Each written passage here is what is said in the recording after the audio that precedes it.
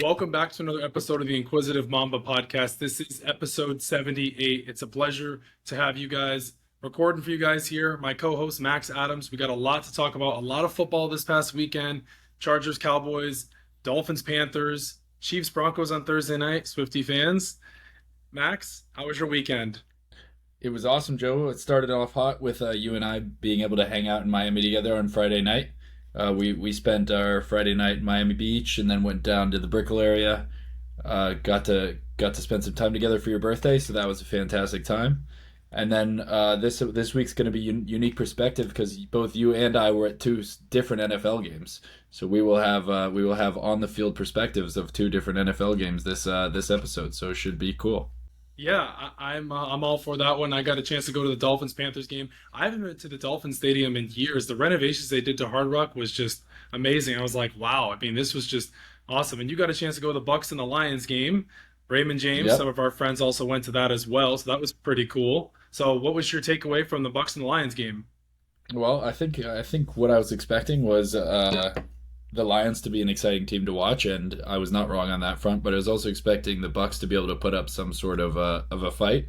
And Baker Mayfield had other ideas and decided to throw away a few balls that would have really changed the tides of the game. So I think with a few better throws, it would have been a bit more fun game to watch. But nonetheless, the Lions showed out.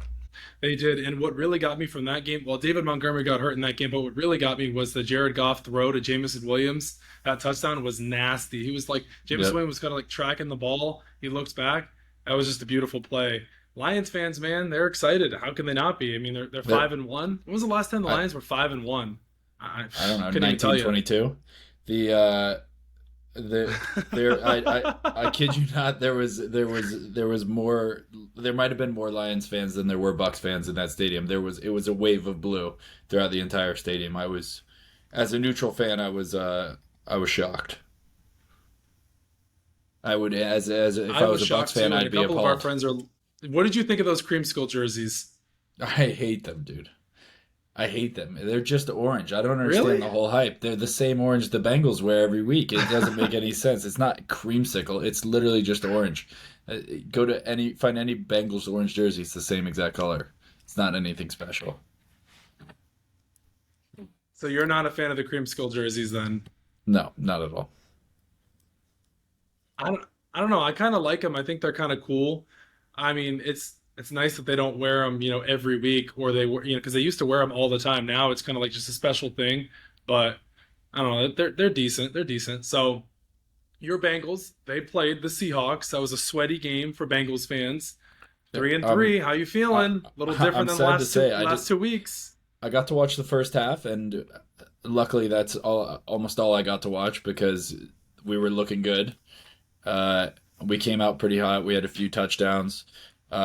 Then I started walking towards the stadium for the Bucks game and lost service, so I did not get to watch the second half of the game until the last defensive stand, and I sat there in the middle of the crowd looking up at the jumbotron that was playing the Bengals' very last drive of the defensive stand of the Seahawks game in the middle of the crowd, just staring up while everyone was walking past me, screaming for the Bengals while not a single Bengals fan was in sight. And luckily, we were able to pull it out. So that was it was a good on our defense to shut down Geno Smith and the Seahawks offense. 3 and 3. We talked about this a few weeks ago. You beat the Cardinals and the Seahawks. How are you feeling? 500. I think if we're 500, we're one game behind the lead of the AFC North. There, the AFC North is wide open at this point. So I am not.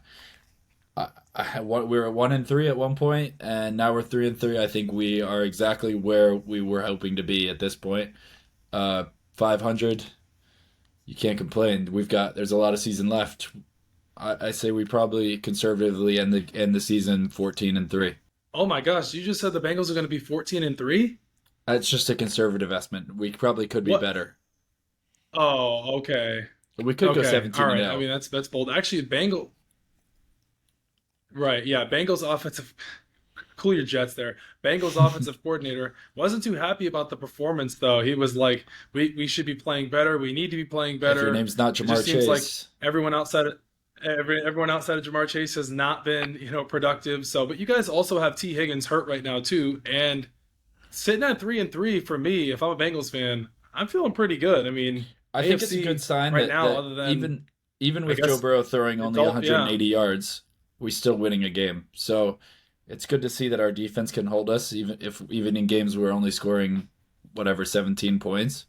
So if Joe Burrow can throw, 250 and two touchdowns rather than 180 yards, two touchdowns and interception, and then we should be able to win every game.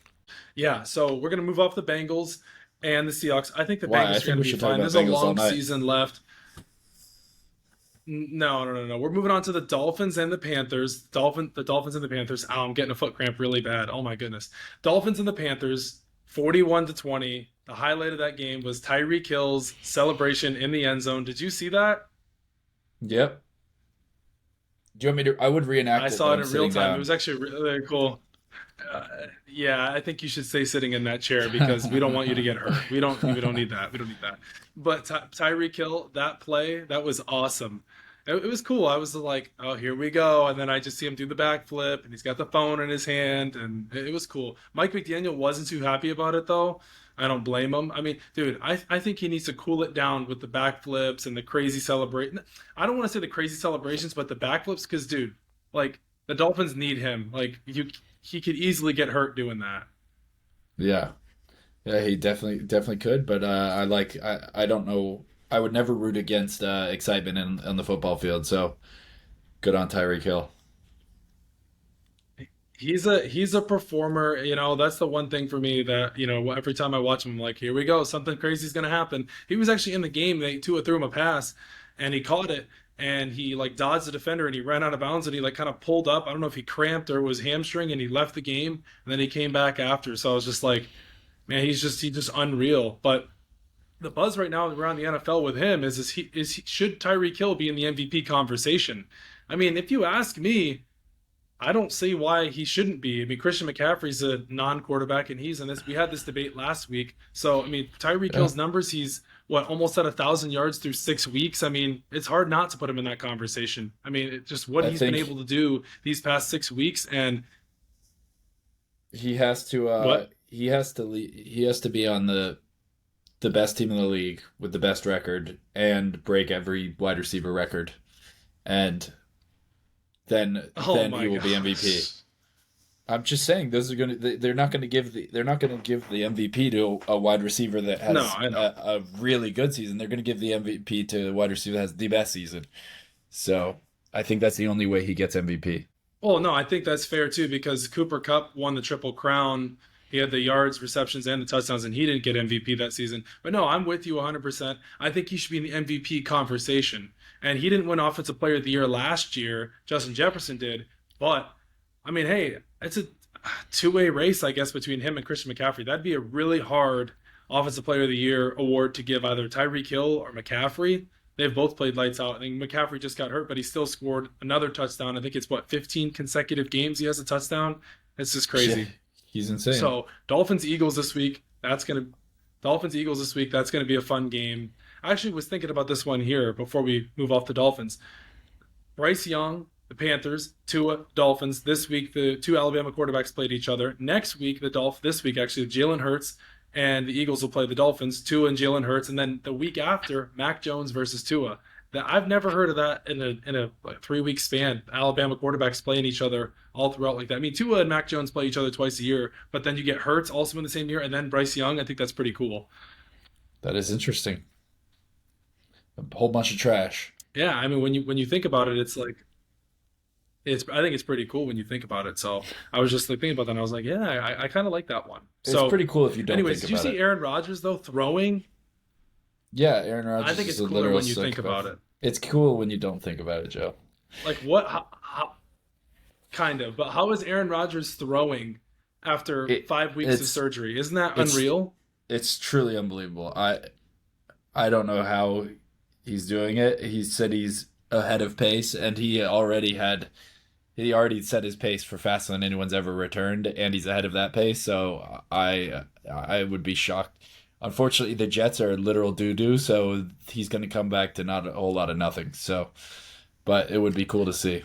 They have a really good defense though, and if he can come back, I don't know if he will come back though. I mean, that'd be crazy if he were to somehow come back in like week 14, week 15. I'd be like, what? There's no way. And he's dude. The thing Uh, is too is he's 39 years old. That's what's even crazier.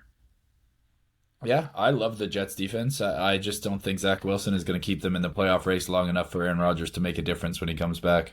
No, I don't think so either. Their defense is legit, though. I mean, they just beat the Eagles, and most people didn't even think they would. Hurts really struggled in the fourth quarter in that game. Did I just say Zach I think Wilson he or tied Zach his Taylor? career high Did I with say Zach three Wilson? interceptions. So no, you said Zach Wilson.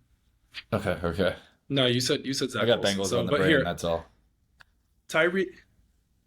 Yeah, see, you're fixated on the Bengals.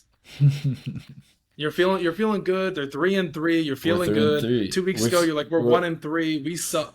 We we're going suck. up. And We now, do. We did suck. We still otherwise, sucked last game. Our offense was stagnant the entire second half, but we showed some flashes win's a win. of greatness. So win's a win.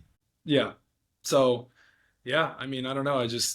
I'm fixated on the Patriots, and I don't even really want to talk about them. I just that's painful. You want to skip over the Patriots this week? I've been feeling the pain the past few days. Yeah. Yeah, that's fine. That we can skip over the Let's Patriots. skip So, over. the one, It's going to be the okay, the one thing I same will thing we say, heard last week. 1-6, and then they'll be 1-7. Hey, I hope they lose every game. I hope they go 1-16 the rest of the way. I serious. I hope the Patriots go 1-16. They lose every single game, and they get a good draft pick because you're not going to win anything. And then also too, the selling or if they're going to sell at the deadline or keep, dude, they just need to get rid of everybody who's even worth something and then go from there. You're not winning anything, so it doesn't even matter. Like, I don't know. And then I also saw a mock draft, Shadur Sanders 5 to the Patriots. I think I would burn my Patriots gear if they drafted Shadur Sanders at 5. Shadur. I mean, I'd be really going. No, I don't want to hear it. He's not going He 5 did to the not want Patriots Shadur. anyways. I don't even want to He's hear not. that. He's That's not just going to stupid. college. Dion That's said he's stupid staying. talk. He's not going to the NFL. Dion said he's staying in college. So I think he should too. But I want to briefly move away from the NFL for just a few minutes here. The prime card fight. Did you watch the prime card fight? Logan Paul, Dylan Danis, KSI, and Tommy Fury. this is the first one I haven't watched, Joe. I missed it. You didn't watch it. You're like one of the. I know. I was. I You're know. one I of the didn't know biggest what time it boxing was on. fans I know. That's what I missed it. I missed it. I did Oh not know my what his time it gosh, was you on. missed it. I Well, went to turn it on and it was too late. oh my goodness, I can't believe that. Well, the prime card. We're gonna talk briefly about it. Logan Paul beat Dylan Danis. Dude, Dylan Danis embarrassed himself in that ring. That was ridiculous. That dude is an absolute clown. And then he was trying to come back after the fight and he was saying, oh, Logan should be disqualified because Logan's security came in the ring. Dude, did you see what you were doing throughout the entire fight? How do you even consider yourself a fighter or a boxer? That was a laughing stock, dude. Logan Paul embarrassed him as he should have. And I'm glad for Logan, dude. I mean, a lot of people, hate on Logan for, his antics, stuff he's done in the past, but he put his money where his mouth was, and he deserved to win that fight. So I don't know. Dylan Danis, he just embarrassed himself on that world stage, dude. That was ridiculous. Did you see any of the highlights or the clips or the recap? Yeah. Dylan did not look like a boxer at all. I don't think it. I never really expected him to be much of a boxer. Um, he, yeah, he got destroyed, and good for Logan. I think it's really unfortunate for Logan that he wasn't able to knock him out, but Yeah. Dylan lost, and it's the way it is. But the thing too is if you're gonna talk that much trash throughout leading up to a fight, you got to be able to back up some of it. I mean, he tried to do a takedown on him. He tried to do a guillotine on him. Like, dude, that was just embarrassing, man. Like, come on. Dude, Like, at least give when us you're a something. And non-boxer, then when you're a non-boxer and trying to box, the only job you have to do is sell pay-per-views. Like, you just want the money. Your performance does not. If you're never boxing again, your performance does not make you the money. It's the pay-per-views, and if there's anything that Dylan did well, it's sell the fight. Oh no, I'm with you 100% there. But if you're gonna talk that much trash leading up to the fight, basically saying you're gonna knock him out, you're gonna do all these crazy things, and you don't do any of that, not even land really like any good hits, then you need to check yourself, bro. Because you need to figure out if fighting is for you. Because boxing may not be for him, which clearly it's not. Go do what you got to do in MMA because that was just embarrassing. And Logan's not even a really good fighter. I mean, I think Jake would have just. I actually was hoping Jake would have gotten in the ring. Man, he would have rung his bell. But anyways, not enough of that. Dylan Dennis is an Not about absolute boxing, clown. it's about selling fights. Tommy Fury. That's fine. That's fine. It's great to sell fights, but also at the same time, you got to at least have somewhat of a performance to get back in the ring to sell more fights. If you're going to do that, you're not getting back in. Dylan has no plans to So, go back in anyways, the we'll ring. leave it there. He doesn't deserve to. Tommy Fury, KSI. Did you catch any of the highlights or any of the controversy afterwards? They changed the fight No. to a unanimous decision by Tommy Fury. KSI I was did see that. upset because Logan. Yeah, Logan, or excuse me, Logan. Tommy Fury hit KSI in the back of the head, and he was upset about that. I thought that fight was pretty close. I thought it could have gone either way. I don't know. What did you think of it? Like, you didn't watch it, but did you see any of the highlights? I saw highlights. I think Tommy Fury should be embarrassed to continue to go to decision with these YouTubers. Like, he wants to be anything in this world, and he keeps going. He's fighting nobodies, and not nobodies, but nobodies in the boxing Yeah. world, and going to decision can't even score a knockdown. So it's like, what are you doing? He should be embarrassed. He's no Fury. Like, he's no Tyson Fury, that's for sure.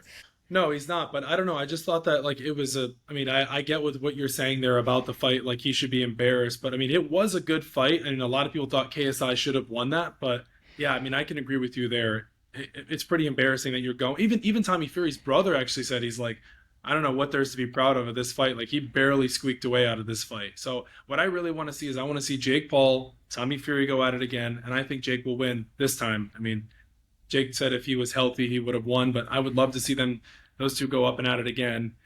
Jake will get his money's worth, I think. Well, according to you, it's all about the pay-per-views, which it is, and it's funny you say that because they sold 1.6 million pay-per-views from that fight. There you go. At how many? At how much? That's insane when you think about it.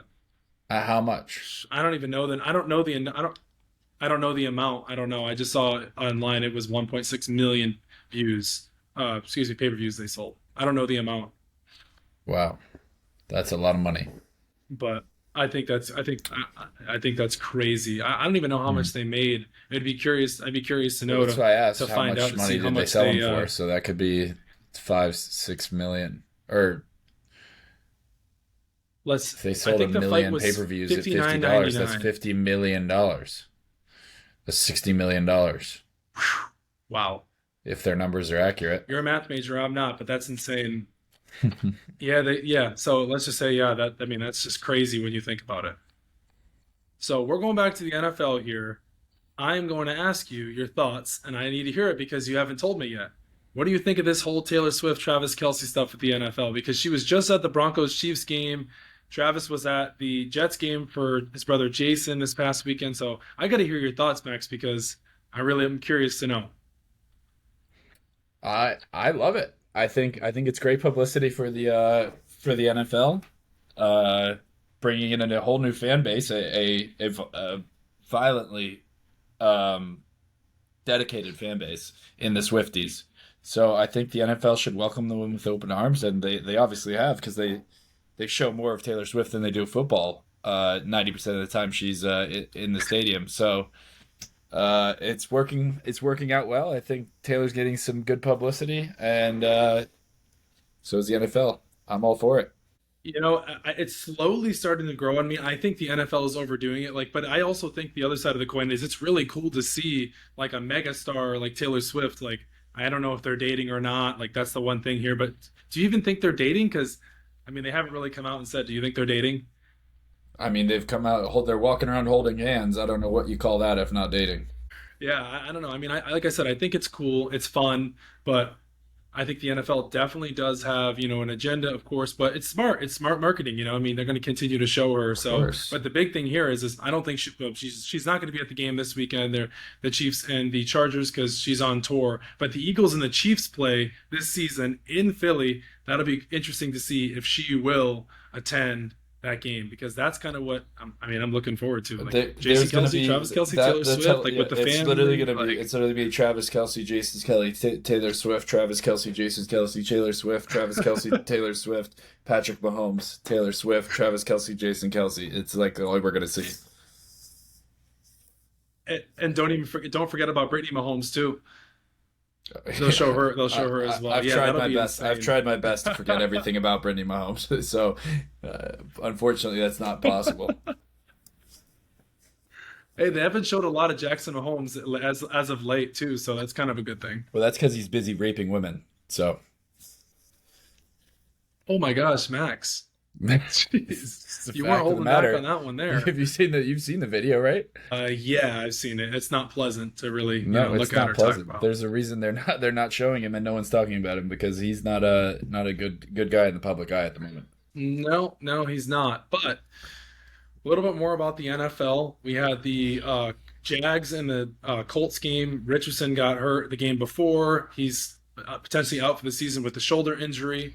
We had the Patriots and the Raiders. We know we're not talking about the Patriots. The Raiders won that one late. But there's one game that I did want to talk about. It was kind of like, I guess, kind of the highlight of Sunday, like the Sunday night game, the Bills and the Giants. Most people expected the Bills to blow out the Giants. Clearly, that wasn't the case. I was like, oh, the Bills will go into halftime. I think it was 6-0. Oh, well, maybe they'll turn it around in the second half. The Giants were right there with them throughout the entire game, but there was a couple things from that game. I basically watched it from just about start to finish. I kind of caught like just into the beginning of the first and then caught complete end of the game. But Tyrod Taylor, that play, dude, before the end of the half where he audibled out of the play that they had and he audibled to a run, screwed him out of 3 points. That one there, and then this one really, really pissed me off. The NFL again, the refs have their fingerprints all over this game. Did you see the controversial pass interference play at the end of the game, dude? That was blatantly pass interference. How the hell are you going to tell me that's not pass interference? I was watching that. I was like, and then actually at the end of the game, Terry McCauley, the ref and I don't know what the hell, I'm drawing a blank here. This spokesman for the NFL for refs was like, oh, well, I mean, it was kind of pass interference, but I mean, the refs definitely did have a case. Dude, Taron Johnson isn't even looking at the ball. His head is completely looking at the quarterback. It was blatantly pass interference. It's like, no, it doesn't come down to one play, but you have to call that in that situation. You called holding the play before, and then that one they don't call. It's like, I don't know, man. Did you see that play? Yeah, I saw that play. That was an ugly, ugly, ugly call. I mean, like you like I don't know. I just think sitting there, it's like if I'm a Giants fan, like our season, like we're 1-4, you win that game, it's like at least it's something to look forward to there. I mean, you just got completely robbed, and you just went toe to toe with one of the best teams in the NFL. I mean, the Bills really haven't been playing like it, but I mean, just pound for pound, if you look at it there, they definitely are. But it's like, and you basically almost won the game with your backup quarterback and Tyrod Taylor. That one I was just like hands up in the air. I was just like, dude, they got screwed big time. And no, it doesn't come down to one call, but I don't know, that one there I was just blown away. So, Yeah. but yeah, that was a rough one there. But yeah, I don't know, man. That one really got me. How about this though? Debo Samuel and Chauncey Gardner-Johnson Jr., CJ Jr., former Gator and now on the Lions, was on the Eagles last year. Him and Debo Samuel have been going at it the past few days, kind of smack talking each other because, excuse me, CJ Gardner-Johnson commented because Debo Samuel got into a scruffle before the game against the Browns of the game because he can't run routes, and then he kind of like ran away, and then Debo Samuel responded this morning basically saying like he's just mad because he doesn't have a big bag and nobody knows who he is. Bless you. I just was like, it goes back to when the Eagles and the Niners played in the NFC Championship game. I really hope the Lions play the Niners this year because that'll be absolute popcorn. Do the Lions and the Niners play? Can you look that up for me? Because I'm curious to know, because I would love to see them go at each other. They might play in the playoffs. I might have to look it up myself because, well, they might. Yeah, that'll be even better actually. No, Nope. That's what I'm kind of curious to look up. No, they don't play. Yep. Next time we'll be in the NFC Championship. If the Lions make the NFC Championship, oh my gosh, what? They're exciting to watch too. They are really fun to watch. The Sun God, Amon Ra. They are. The Lions they're fun to watch though too, and they just, like I said, they just got back Jamison Williams. They're a young, fun team. Jared Goff silencing the haters right now, silencing the doubters. But how about that Browns and Niners game? We're sticking on that one here. One of our good friends is a Browns fan. And the Niners did everything right at the end of the game to seal it, and then Jake Moody misses the 41-yard field goal. Like, Purdy put him in position. Purdy didn't have the greatest of game. that Browns defense is legit. I mean, they have through the first 5 weeks they've allowed the least amount of yards, and I think it's like since I don't know if it's the NFL merger or since like the beginning. But man, that defense is special. But Niners, Mm-hmm. man, they got knocked off their block. Somebody finally beat them. Yes, Debo Samuel and McCaffrey got hurt, but they still had Kittle, they still had Ayuk, still had Purdy, still had everyone else. I mean, they're stacked. There's no excuses there. But Yeah, I that was a love tough that, one to that they're swallow for talking Niners about fans. That they missed. talk about the injuries that the 49ers are facing. The Browns are facing it much worse. They're missing their backup Right. their starting quarterback. They're missing Nick Chubb. They're missing some offensive linemen. So like the Browns are in a much worse position than the Niners were. So I don't think the Niners have an excuse. I don't think the Niners have any excuse at all. I mean, they're the favorite to win. They're still the favorite to win it all. And a lot of people were like, "Oh my gosh, like what are the Niners going to do on the road versus the Browns?" Well, West Coast team going to the East Coast is totally different. Like some people don't like to play analytics and stuff, but late game for, or excuse me, an early start for them.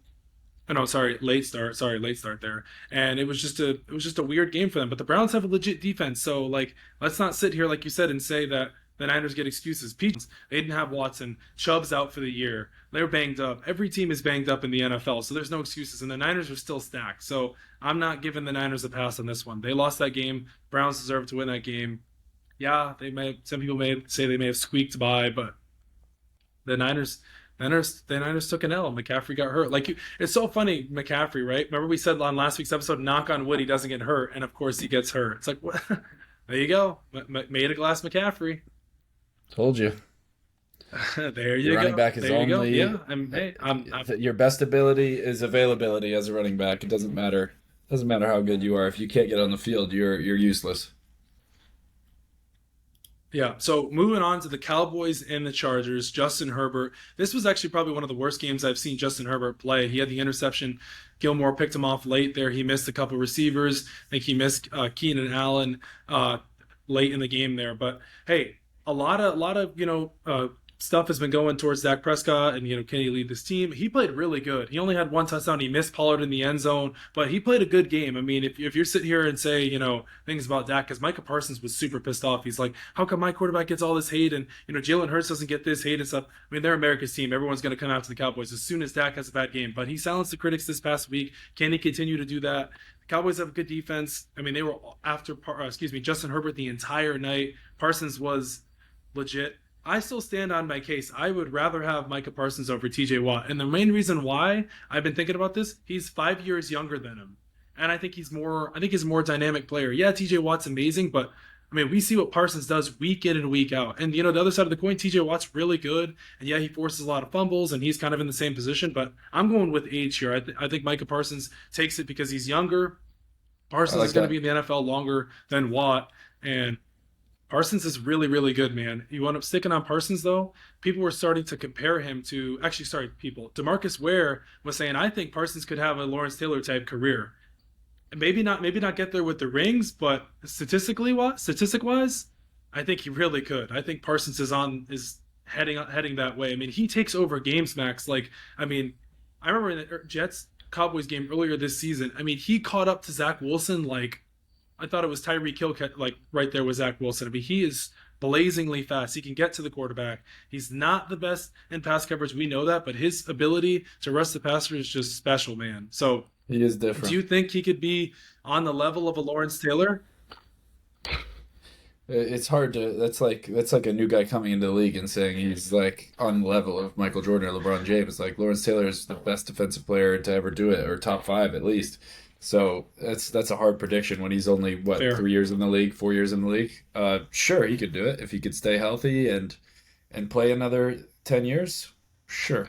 He is very, very, very good, and he's special. It's just so fun to watch him week in and week out. And some people were saying, well, can Parsons close the game? As a defensive end, you know how hard it is to get a quarterback sack late game situation because we all put the pressure on quarterbacks for the season or throughout, week in and week out. And then you see Parsons get that game ending sack. I mean, I thought that was special. I mean, that was just crazy. Big moment. Stage is bright. You got to win that game. Parsons seals it for them.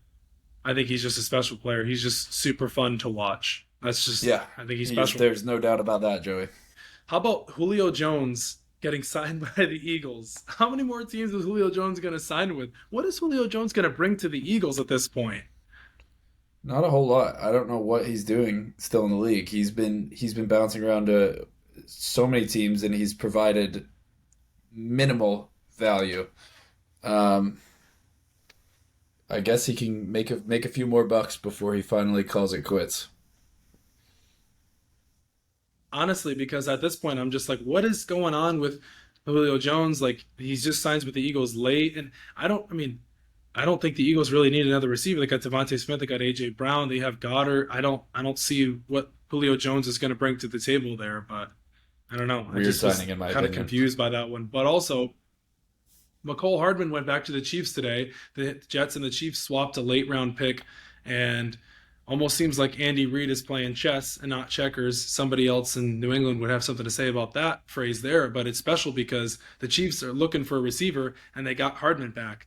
He adds to that offense. I think it's a great pickup for them. I was surprised that the Jets really didn't use him. I don't know. I thought he was going to be, kind of fun. I mean, obviously Rodgers got hurt, but I would think they would be trying to use McCole Hardman. He's another, speedster guy. He's, a pretty good receiver, but Mahomes gets his fingerprints back on Hardman. I think it's pretty cool. Hardman's fantasy stock goes skyrocketing after that. You might, yeah, you might have to pick up Hardman. Put him in your flex. Your team's really I'll good though take him. too, isn't it? It's the best ever assembled, Joey. Pick him up while you can. So, but yeah, just so much is going on. Did you see USC's quarterback Caleb Williams saying him and his dad want stock in an NFL team? That is just Aaron Rodgers insane, tried Joey. that I beginning saw this that or today. beginning when I he saw that for the today. I for was the like, you have the world's largest gonads to even attempt to fucking get stock in a team. Why would anyone do that? That is the That's most crazy. asinine thing ever. You're being drafted. You don't have the power. You are being drafted. They pick you. You don't pick them. That's insane. Not only that, too, Aaron Rodgers tried that with the Jets, and the NFL shut it down completely, like right away. So I don't see what Caleb Williams is thinking here. And this goes back to my point about Caleb Williams. Yes, he's a generational talent. Yes, he is really, really good. But the thing of him thinking he's going to get a coach like an Andy Reid situation with Mahomes is just so far fetched, dude. I mean, I think Mahomes got blessed to fall in the laps of Andy Reid. I mean, yeah, he went 10th overall from Texas Tech, but Caleb Williams asking for stock in a team and then thinking like, oh, well, let's kind of pick and choose our cards here. It's like, I don't think really that's how it works. I mean, the Bears want to take Caleb Williams at one. They're going to take Caleb Williams at one. You can only stay in college for so long. What, you go back to USC next year? Like, I don't know. I just don't really understand that too. And people were saying, well, the NIL money, NFL, there's way more money in it than NIL in college football. Okay, he goes back to the college football USC next year. He gets hurt. Then what happens? Dude, go to the NFL. It'd be your And best you're definitely interest. not getting stick. You're definitely not You getting don't have stock anything then, else left to prove in college. dude. Yeah, you don't have That's anything like else the left to prove in dumbest thing I've college. ever seen. Especially after his three These interception teams, game. man, Like he's not. these guys. That's insane. I mean, he's not Superman, but he's really, really good. But dude, if I'm him after that game like that, I'm like that defense. They give me no help. I'm going straight to the NFL. I wouldn't even play around, especially this year. If I were him too, my draft stock's already high. They're going to make a bowl game. They dropped all the way down to 18. I don't see them making the playoffs now. I think they'll even struggle with Washington. I still think they have to play Oregon, actually. So if I'm him, if we have a mid-tier bowl game, I'm opting out and I'm getting ready for the draft. I also think that's all smoke and mirrors talk with his dad and him and seeing what they kind of want to do. And he's going the NFL draft. We all know that. We've seen this kind of stuff in the past. We've never seen a quarterback or a player. I don't think in my days, maybe we have, but I haven't seen a player ask for stock in a team coming out of the draft. LeBron James didn't This is. even get stock out of a team. I can't see your. Oh, I can't see it. It doesn't matter. This is my fantasy What team, is and it? Tell me it, because it's there is all of the buys I'm on, and this is Mecole Hardman now on my team. you just picked him up. You just picked up I had to let Devin Arvin. Singletary Awesome. go. So here, Yeah, I know. It's really sad. Devin Singletary has been a super important piece of my fantasy team, but uh, it's okay. I haven't heard that name in ages. Yeah, exactly. I got two more things here before we wrap up here. These are two, I think, kind of kind of big quotes. The first one here, though, Micah Parsons said, "Why is it that we are just scrubs and we're nobodies and we're all talk, but there's 100 excuses for these other teams? I'm tired of people trashing my QB." What do you think about Micah Parsons? I mean, of course he's going to defend Dak, but what do you think of the whole, trash talk against Dak and like Jalen Hurts doesn't get this rap and other quarterbacks don't get it as much as Dak? So like, what do you think of that? Well, you said it before. They are America's team, and the Cowboys are known to be disappointing. So the Cowboys fans are quick to jump on disappointment. So yeah, he's probably right. Dak probably gets more hate than the average quarterback, but is it deserved? I don't know. Every quarterback gets a lot of hate. Look at Tua 2 years ago. Everyone wanted his head. Every Dolphin fan wanted his head 2 years ago. So every fan gets every quarterback gets their fair share of hate. So I don't think it's any different. He probably just gets a little bit more of it. I mean, look at Mac Jones right now and Joey, we're not talking about Patriots. I know. Anyways, Justin Herbert though, one of the ESPN guys, Mike Greenberg, said the Chargers are wasting Justin Herbert's Hall of Fame talent career just like they did with Phillip Rivers. If he was in Miami with Mike McDaniel right now, things would be different. Yeah, if I think he if has a Helen good point. Keller And, was you in know, Miami with watching Mc, the, go ahead, if go Helen ahead. Keller was in Miami with Mike McDaniel, she Yeah. would be an All Pro. So that's not saying much. I agree with you there, but I think for me, right, I think Justin Herbert's a great quarterback. I think we all know that. But also at the same time, they got a new offensive coordinator this year, and Kellen Moore, who was with the Cowboys last year. There's going to be growing pains with your offensive coordinator who just got there for his first year. There's going to be, a disparity there at times, and it's shown. And yes, Justin Herbert's a great quarterback, but at some point, the Chargers have to come through somehow. I mean, their roster is loaded. And I think it goes back to the head coach of that team, who I think needs to be fired. Yep. Anyway, so we talked a lot about the NFL. We talked briefly about college football. We talked about the prime card with Logan Paul and You want to Dylan talk about Danis. Teslas We again, talked about Joe? KSI and Tommy Fury.